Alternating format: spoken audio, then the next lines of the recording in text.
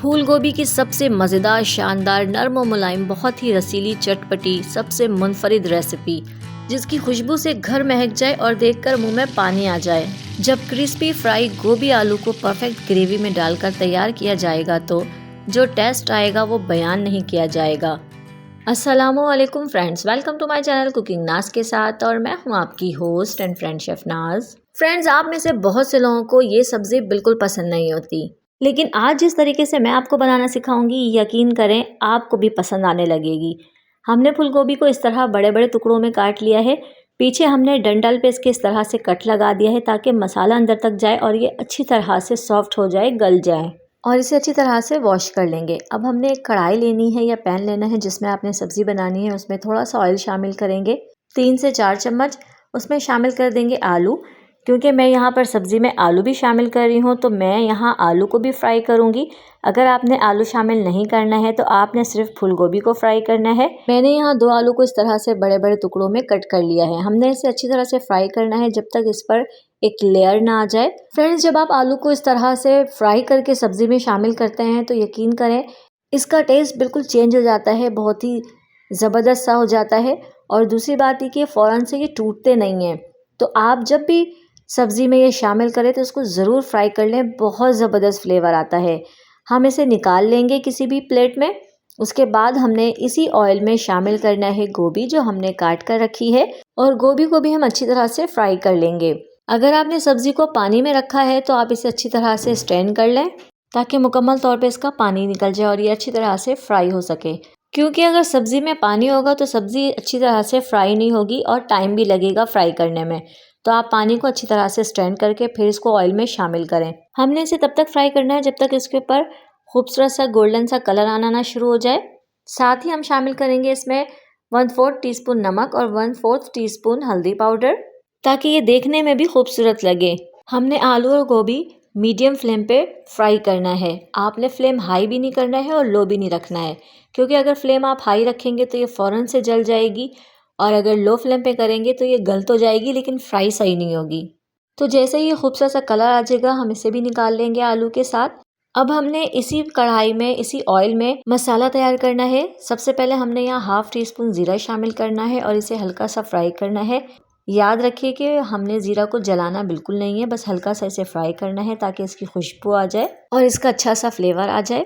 जैसे ही ज़ीरा फ्राई हो जाएगा हम इसमें शामिल कर देंगे प्याज। मैंने यहाँ 2 अदद प्याज को बिल्कुल बारीक चॉप करके शामिल किया है।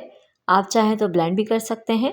अब हमने प्याज को अच्छी तरह से यहाँ फ्राई कर लेना है, लेकिन आपने प्याज को ब्राउन बिल्कुल नहीं करना है। बस खूबसूरत सा लाइट सा गोल्डन कलर आ जाए, हमने इतना ही फ्राई करना है। तो देखें 2 से 3 मिनट लगेंगे, प्याज पे ये खूबसूरत सा गोल्डन कलर आ जाएगा। फिर हम इसमें शामिल कर देंगे हरी मिर्चें। मैंने यहाँ 2 अदद तेज़ वाली हरी मिर्चों को छोटे छोटे टुकड़ों में काट के शामिल किया है।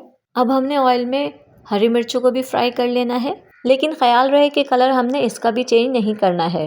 20 से 30 सेकंड के लिए हम हरी मिर्चें फ्राई करेंगे। उसके बाद शामिल कर देंगे अदरक लहसुन का पेस्ट, यहाँ पर 1 टीस्पून, और इसे भी ऑयल में अच्छी तरह से फ्राई कर लेंगे ताकि इसकी जो स्मेल होती है वो ख़त्म हो जाए और इसका अच्छा सा फ्लेवर बन जाए।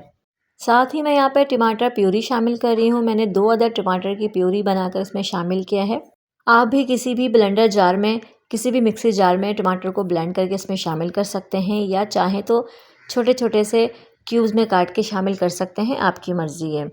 साथ ही कुछ मसाले ऐड करेंगे। 1/2 टीस्पून मैंने यहाँ नमक शामिल किया है, 1/2 टीस्पून हल्दी पाउडर, 1/2 टीस्पून ज़ीरा पाउडर, 1 टीस्पून शामिल किया है मैंने धनिया पाउडर, 1/4 टीस्पून शामिल करेंगे यहाँ गरम मसाला पाउडर। अब हमने तमाम मसालों को अच्छी तरह से भून लेना है, फ्राई कर लेना है, ताकि मसालों का कच्चापन जो है वो ख़त्म हो जाए और इनका अच्छा सा एक फ्लेवर जो है वो डेवलप हो जाए।